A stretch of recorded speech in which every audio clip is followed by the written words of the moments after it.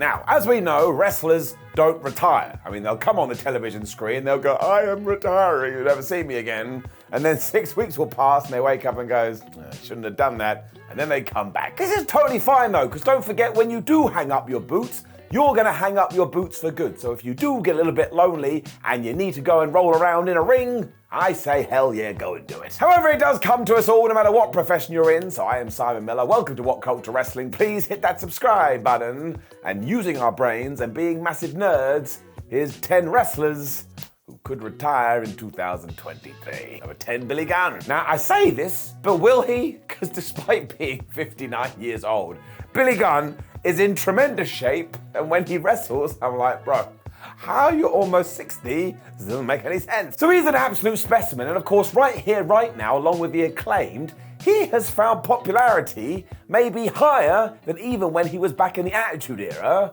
I mean, this guy's absolutely smashing it. Time is a funny old thing though, and he is about to enter his 7th decade. You have to think he's probably considering this. Although, I can throw a curveball straight away, because look at what Sting has been doing. And yes, we're going to talk about him later. So of course, there is a chance that Billy does decide to walk away at the end of the year. But if he doesn't, and he keeps on going, and he keeps on being daddy ass, am I going to complain?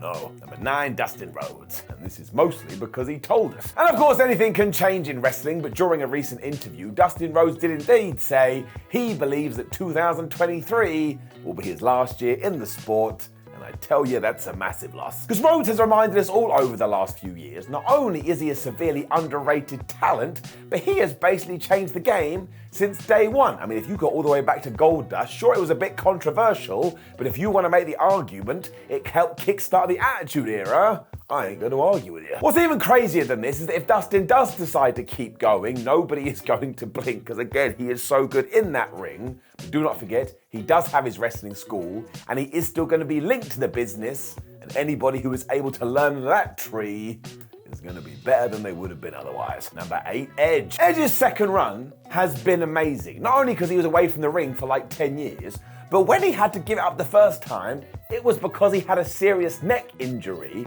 So for him to do what he's done over the last few years, well, it's absolutely ridiculous. And sure, the Judgment Day heel turn may have not been the greatest thing ever, but he and everybody else understood this. They went and made amends, and then he was just back to having amazing matches. I mean, I can't remember the last time he had a bad one. The only reason that he does enter this list is because he too has hinted that maybe 2023 will be his last year. He was talking about, oh my gosh, maybe I'll have this big match in Canada and I will walk away. And look, he is a massive success out of wrestling. He's got a family and a budding acting career. And what hasn't he done? Honestly, we could cross our arms and stand here and debate this for 10 minutes. Adam Copeland has done it all. And of course, there's every chance he falls into that schedule where he does just come back once or twice a year, and I'd be cool with that, but it would mean saying goodbye properly.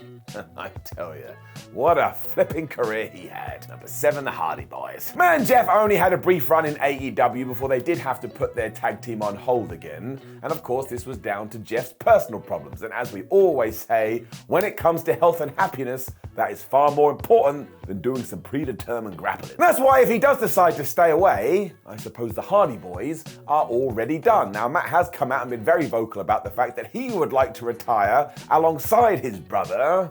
But sometimes life doesn't work that way, so maybe it's already gone kaput. If it is the way though, you cannot look past what this pairing has done. I mean, they basically rewrote the rule book to the point you wouldn't have a lot of wrestlers today if it wasn't for the Hardy Boys once did. It's also astounding how long they've been going, because I'm pretty sure Jeff Hardy had like a dark match on Raw in 1996. So they've got longevity too, and when you see them in the ring, sure, they're a little bit slower, but they are not bad. I'd also imagine that Matt probably keeps chugging away because he is the master of reinventing himself. And selfishly, it would be nice to see them tag just one last time. But again, personal problems are more important than wrestling. I will say that till the cows come home. Where'd they even go? Number 6, Randy Orton. But this one is very worrying, because all the recent report and rumors state that Randy Orton's back injury is so bad, especially after having surgery, that he may never be able to return to a wrestling ring. And just quickly, forget what he's already achieved because it's ridiculous. The reason this makes me so damn sad in my tum-tum is before he did go away, he was teaming with Matt Riddle in the RK Bro tag team, and he just seemed to be having so much fun. So that came out the TV, it smacked me in the head, and all of a sudden I was having fun too. Given that he will be receiving the best care, let's hope it's not the case and he can return on a reduced schedule. But he is basically like Edge. If he does have to say, "See you, pal," and walk off into the sunset, he cannot regret anything. He's an absolute legend. I mean, it still would be a shame because he's one of these guys that does deserve a proper send-off as everyone kind of dances around the ring. And hopefully, I am just being a worrying Walter.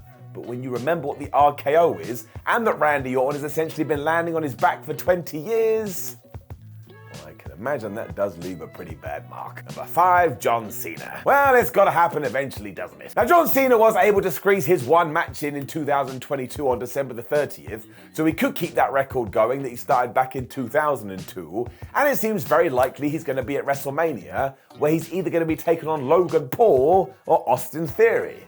Quite the trip. With this evidence though, and the fact that he is a proper Hollywood superstar now, I can see him doing WrestleMania 39, and then much like Dwayne Johnson, just going, well, I'm an actor now, and I'm not going to be back that much. This makes perfect sense too, because if he is going to be in more films, and he is going to be in more TV shows, he has to protect his body, because all it takes is one minor injury, and the whole production could shut down. We all know the deal with his legacy too. I mean, he's basically untouchable. And don't forget, when he was announced to that SmackDown last year, they just sold the building out. John Cena is a star. So it is hard to see him doing anything after WrestleMania 39, although of course when we get to Mania 40, he'll probably make an appearance. But if you do like Big Match John, I'd enjoy the next one. I don't think you'll get him anymore. Number 4, Sting. So we mentioned this, and I gotta tell the truth, it sucks. Now, it's not a huge surprise, because I'm pretty sure that Sting is 63 this year, but in a recent interview, he did say, well, my AEW contract is up very soon, and when it does, I do believe I will retire. Steve Austin also said that he thinks Darby Allin will be involved at some point, so maybe those two finally have a match, and Darby beats him before he does go away. I would just be so upset when this does happen.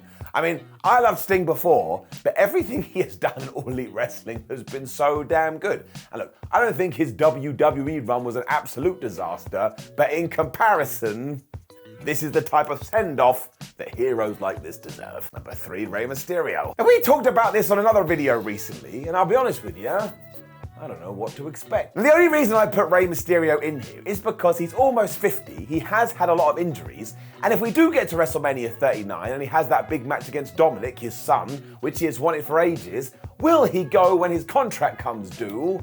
Well, what else am I gonna do? I mean, I already changed wrestling back in the late 90s.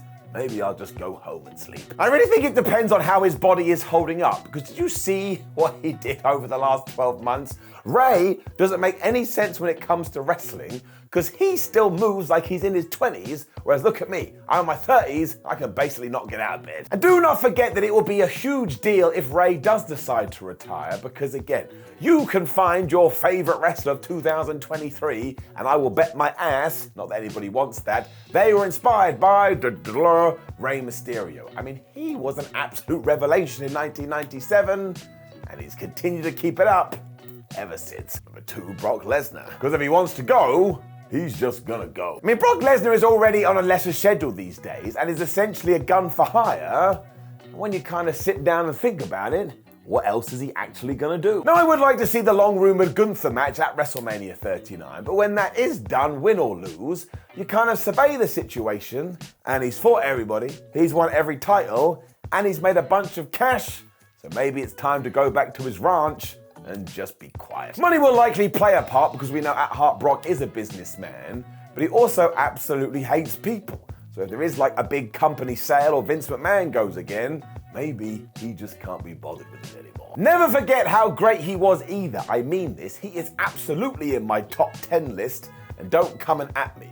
Just because he approached the business in a different way didn't mean he kicked all of the ass, because he absolutely did. Number 1, CM Punk. Now I'll tell you, I don't want this. Because after CM Punk returned in 2021 and set the wrestling world crazy, he not only proved he still had the chops, but he engaged with a feud with MJF that became Wrestling Feud of the Year. And that doesn't just happen, you've got to be really good. The problem, though, as we know, is that we don't know if Punk is going to make amends with AEW, and we have no idea what his relationship with WWE is, especially with Vince McMahon back in power. So it may be a case that CM Punk wants to wrestle for a major promotion, but there's nowhere to go. Now, I do want to say that I think wrestling is better with CM Punk in it, but once again, he is a top-tier talent, and therefore he wants to be involved with a top-tier company. So this one is going to be very interesting to watch. I tell you, I can't call it. I mean, that's kind of always been the way. So basically, I really do hope that AEW and Punk can make amends and we can get back on track with this, because there is so much we didn't do. I mean, one of the feuds I always wanted to see was Punk versus Kenny Omega, but that one, just throw it over there.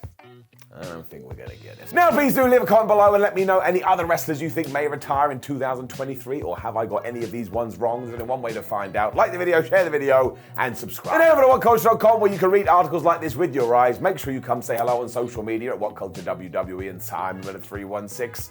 And why not check out another list video? I mean, it's what YouTube was built on. My name is Simon for What Culture. Thank you for joining me as always, and don't have a great day. Don't have a great week. Don't have a great month. Don't have a great year. Have a great life.